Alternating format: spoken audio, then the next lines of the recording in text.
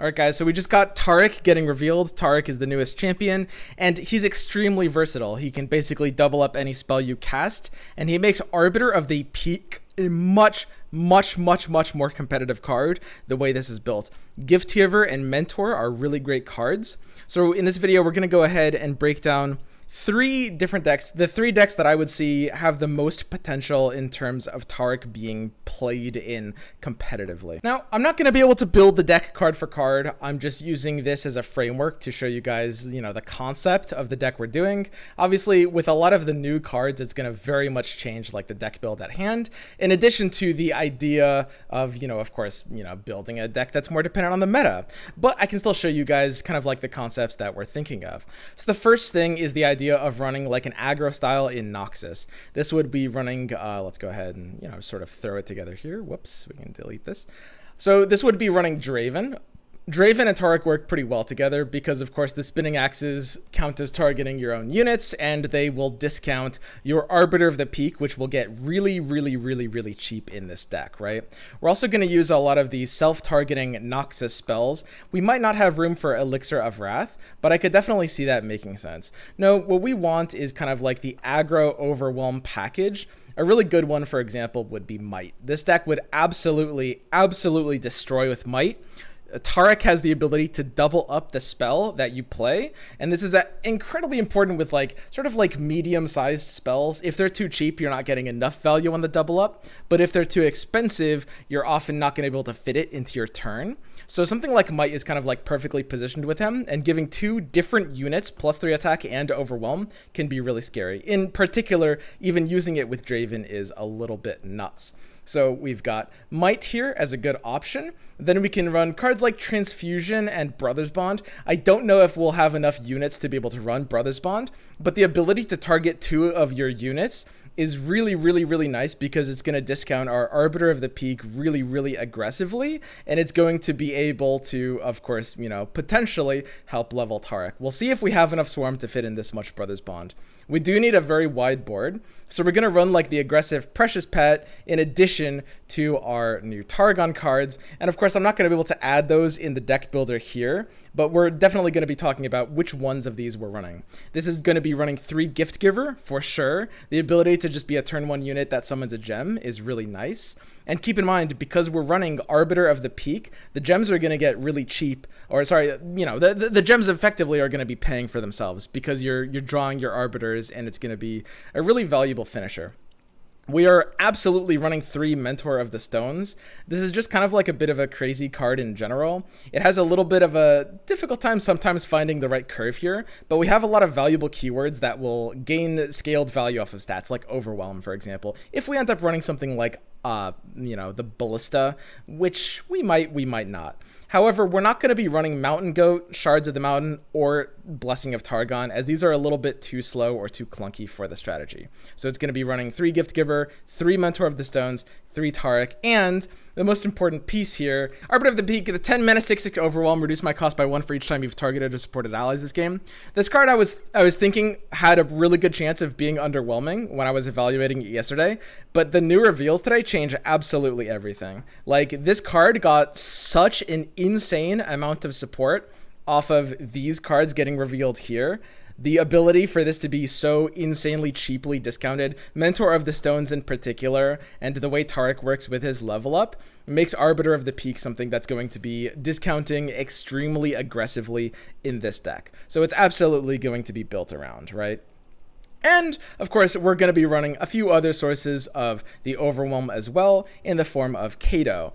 Now, to get a few extra support triggers, we're probably going to be running Legion Drummer, and we might even be able to fit in some of the other Targon cards that were revealed before. These would be the Traveler. Let me go ahead and pull this up. This would be Tiari the Traveler, would maybe be able to find a home in this list. He does have the support keyword, so he does have the ability to try to find a home in this list. Here he is here. Oops, that's okay. I'm just trying to, yeah.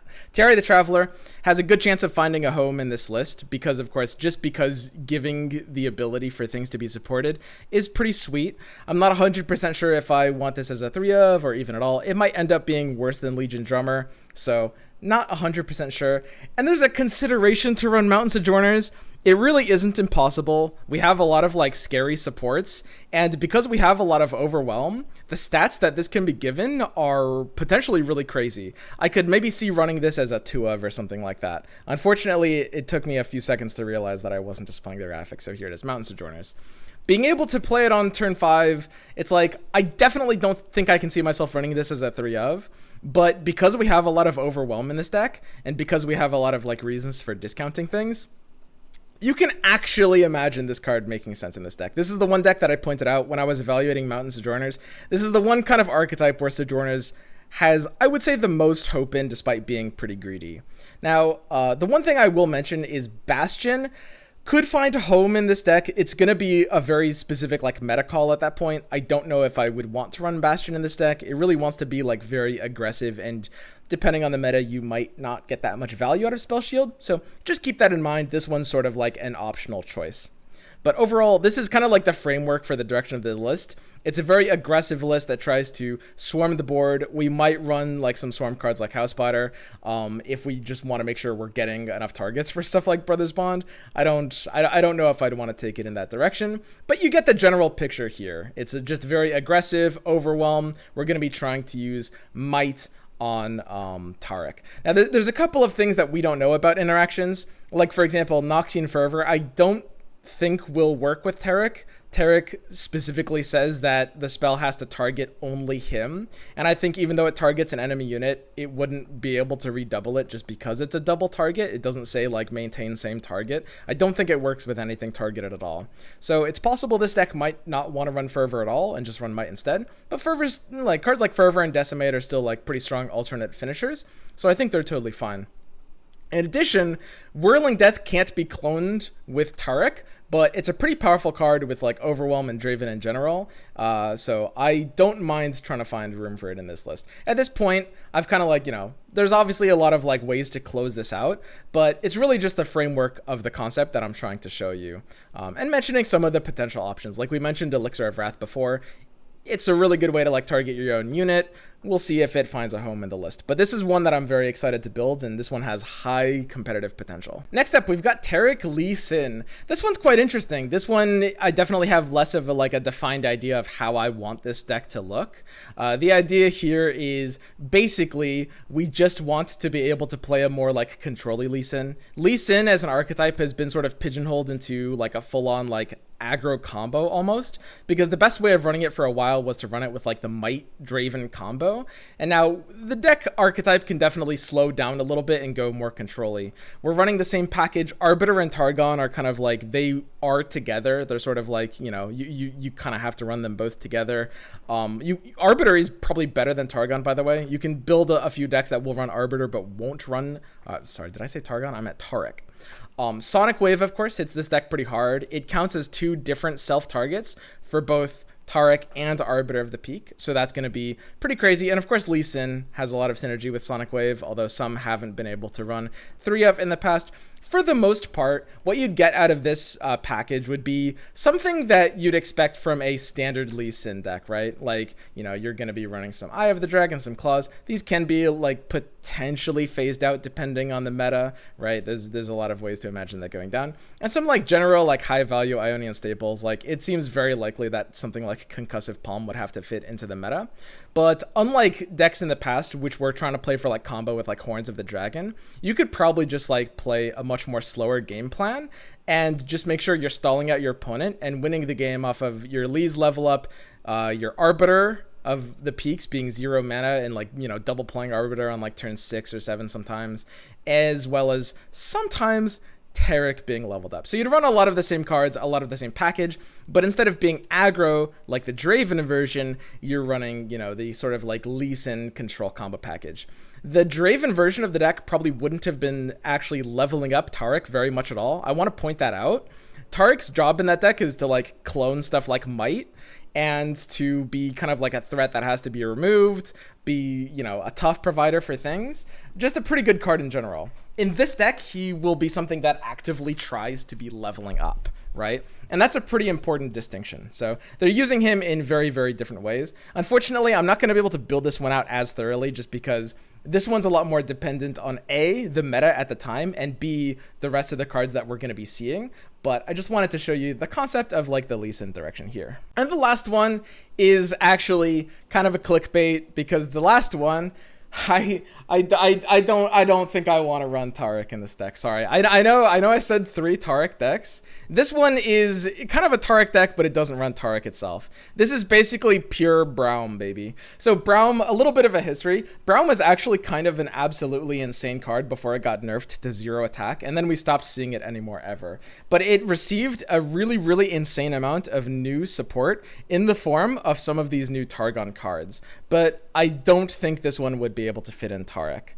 We can see about that. I know Grappler was talking about like fitting in Taric into his version, but I don't think it would really be able to work as well. A really important component is the fact that you wouldn't be able to run Entreat in this list, and oh yeah, we're running Entreat in this list. So out of the new cards that, you know, we've gotten revealed today, I would be fitting in here Gift Giver and Mentor of the Stones. Those are 2 like really, really, really high impact cards in this list, as well as potentially, depending on how it plays out, we could fit in Arbiter of the Peak if there's enough support. That one's very optional, but we wouldn't be able to fit in Taric because it's really, really important that Braum gets entreated out. Now, just a little bit of backstory here.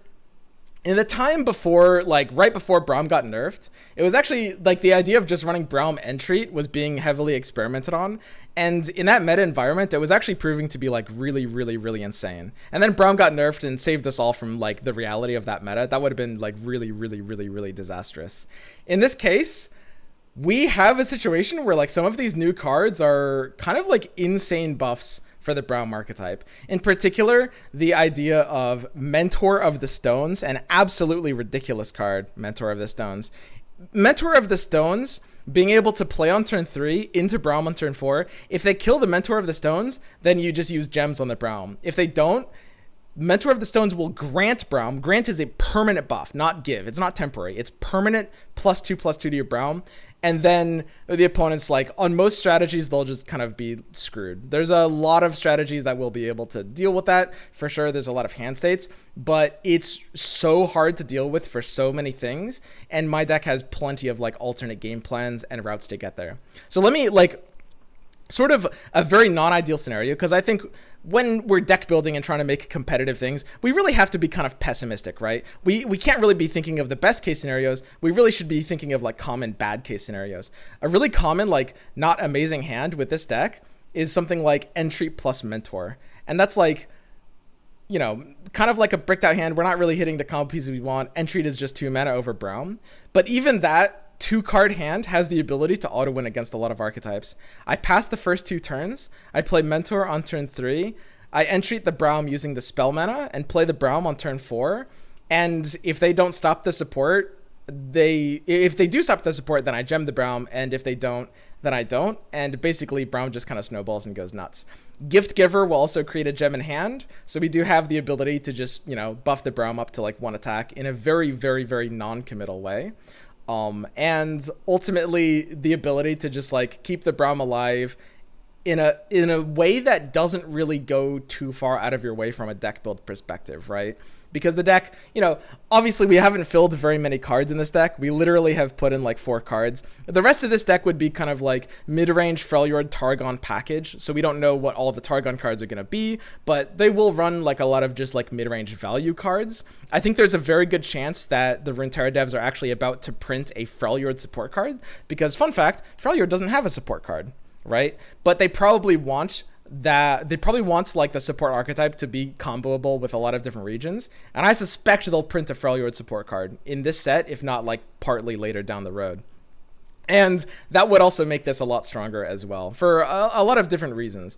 So if we're running like some of the support synergy, like Arbiter of the Peak, or even potentially Mountain Sojourners could easily be fitting into this list. But ultimately, the base combo here is it's just your average Freljord mid-range beef party. You know, maybe we're running Kindly Tavern Keeper, bit of a meta call. You know, we know what Freljord mid-range looks like. It's been built a couple of different ways, but like every single patch for the past like 4 patches, we've seen like, you know, the Freljord mid-range beef. You could easily be fitting in, you know, your good old like Avros and Trapper or what have you into this deck. So again, this is just a concept video. We're not actually, building the full decks. I'm just talking about like the kinds of packages that we're going to be seeing and what I think is going to work really, really well.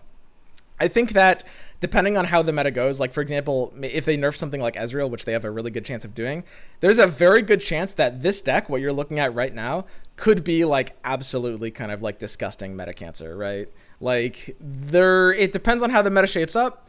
It depends on, how the nerfs and the buffs goes, but this looks like potentially a little bit dangerous. Okay, wait a second, actually. There's one more that I'm going to be adding because I want it to be very, I do actually want to have 3 proper Taric decks in this video, and I know the Froyo one wasn't actually a Taric deck. We just got developer confirmation that a certain combo works. I was very, very skeptical this would actually work because it's completely insane, but you can do an infinite attack with Taric, and if you combine it with Playful Trickster.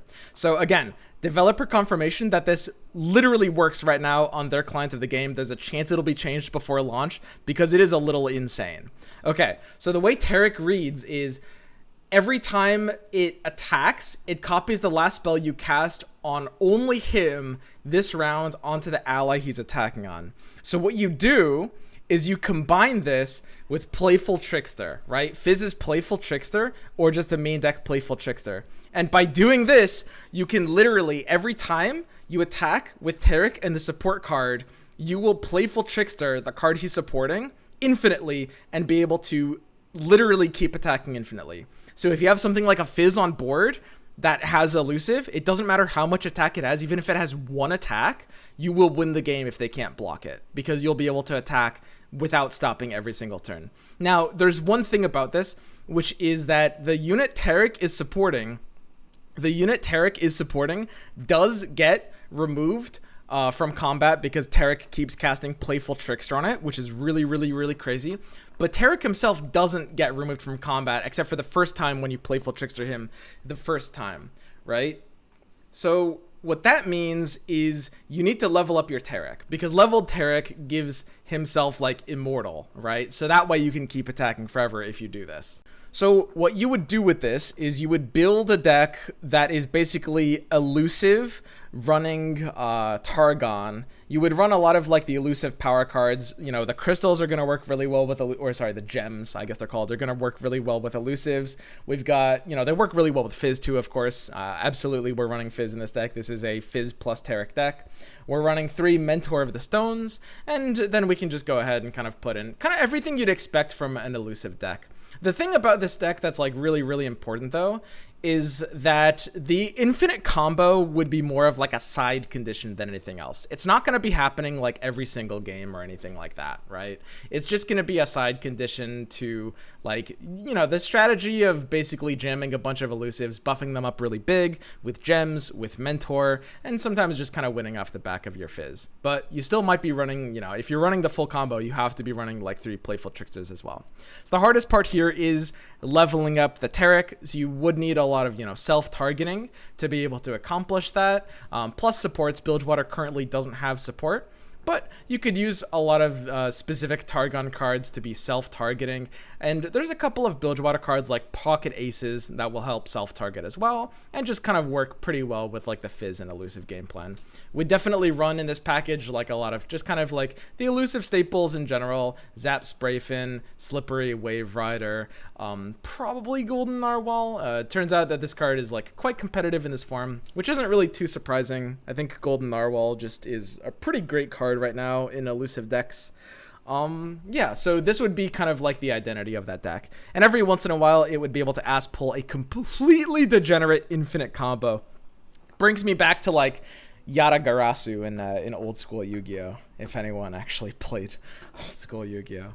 But yeah, that is a ridiculous thing to have happen in the game. This might be the first deck that I play on the new expansion, actually, when that comes out, because this infinite combo is just really, really, really hilarious when you can get it off, especially when you can kill your opponent from like 20 health with like 10 Fizz attacks. So that's gonna be a lot of fun. It's possible I don't think it'll be very common to get off, but it's possible that it will still be degenerate enough for them to like want to kind of nerf it or tweak that interaction. We will see. All right, guys. But yeah, anyway, I'm really excited for Taric. I love Taric's design. I think it's amazing. There's so many ways to build it. There's so many cool concepts. And I don't think it's going to be like disgusting or cancer or anything like that. A lot of people might be worried that Taric is like too good, but I think it lacks a lot of the qualities for like a tier 1 like mega cancer concept. It does lose to a lot of like more competitive strategies in general. It's the kind of thing that will herald in a ton of new tier 2 and tier 3 strategies, and probably maybe like 1 or 2 tier 1 strategy eventually, like as the time goes on. Okay. Anyway, that's my like kind of initial take on like deck building with Taric. Can't wait until we see more of these Targon cards and the other champions and synergies they're gonna have. All right, guys, I'll see you guys tomorrow for more reveals.